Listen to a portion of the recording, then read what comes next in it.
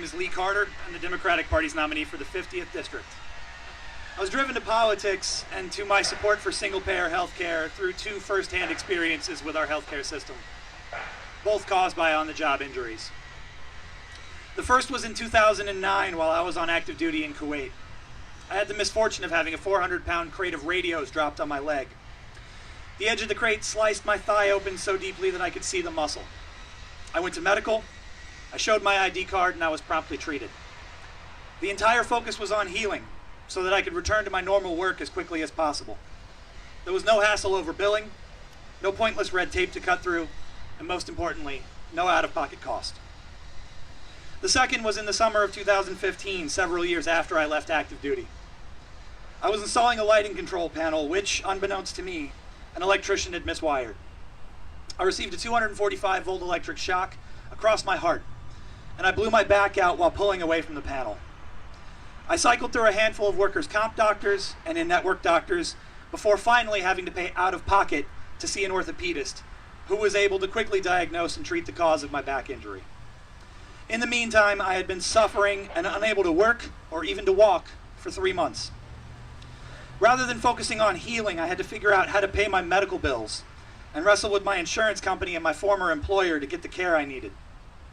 Here in Virginia, there are an estimated 750,000 people without health insurance. Even the most generous estimates for Medicaid expansion predicted it would cover 400,000 people, leaving 350,000 still with no coverage whatsoever. On top of that, there are hundreds of thousands, if not millions more, who have health insurance but cannot afford to use it.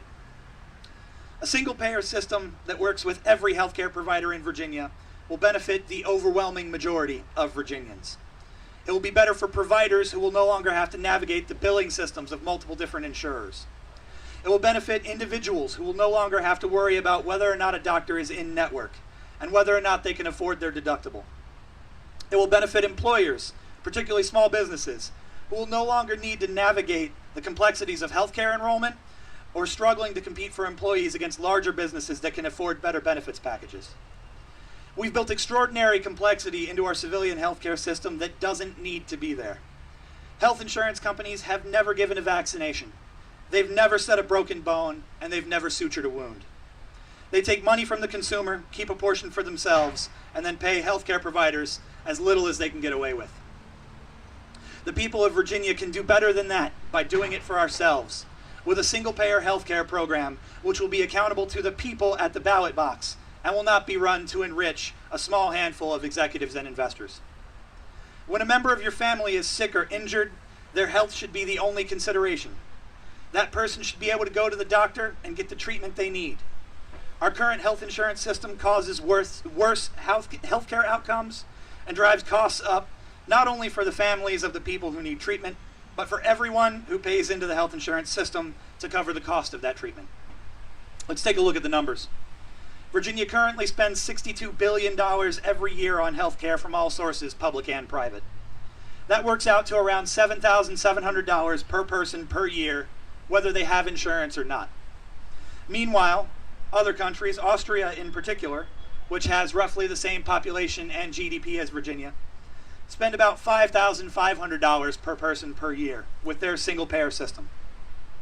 This is a cost reduction of nearly 29%. And estimates based on their costs, which are still far higher than nearly any other country other than our own, put the cost of a single-payer healthcare plan for all Virginians at $45 billion per year. Between Medicare and Medicaid, the Children's Health Insurance Program, TRICARE, the VA, we already spend $23 billion in public money on healthcare Virginia. I'm sure each candidate here has a different idea about where the other half will come from, and that's something that we'll work together on in Richmond. But it's important to note that Virginia employers currently pay far more than that towards their employees' healthcare costs. What's perhaps more challenging than finding the money is challenging the status quo. The healthcare industry contributes more to political campaigns in Virginia than any other. There is tremendous incentive for politicians to maintain the status quo because our current system is one that greatly benefits those industry donors. But maintaining the status quo carries with it a very real cost, both in terms of dollars wasted and families shattered. Approximately a third of Virginia's Democratic challengers have pledged to fight for single-payer health care in Virginia, and I encourage the remaining candidates to do so as well. Polls show that a majority of the American people are in favor of single-payer health care, and it is quickly becoming the mainstream of American politics because it's common sense, and we have almost a century of precedent that shows that it works. These are not uncharted waters. Dozens of other industrialized countries have shown for decades that this works. The first responsibility of the General Assembly is to the health and safety of Virginia's residents. The candidates who have signed on have pledged to do the hard work, to guarantee every Virginian the ability to see a doctor when he or she needs it, to protect the health and safety of everyone who calls Virginia home, regardless of what the federal government decides to do.